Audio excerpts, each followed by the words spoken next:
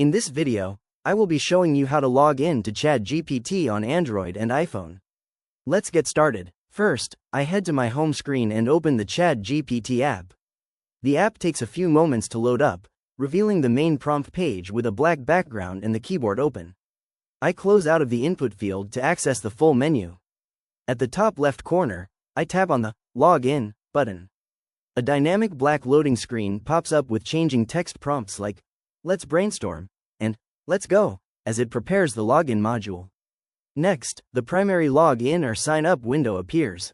I select the main email address field and begin typing my email address carefully, ensuring there are no typos, character by character.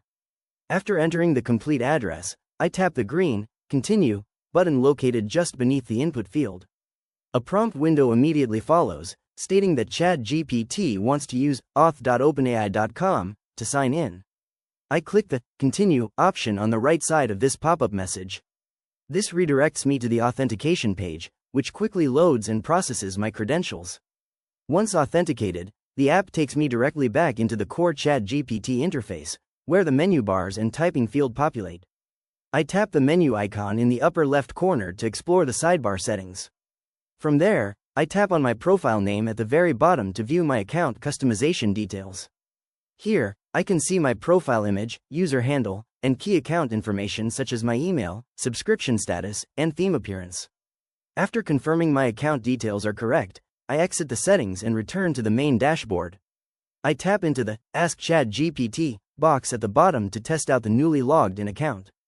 I type a custom prompt asking the AI to suggest 10 easy breakfast ideas that can be prepared in less than 15 minutes.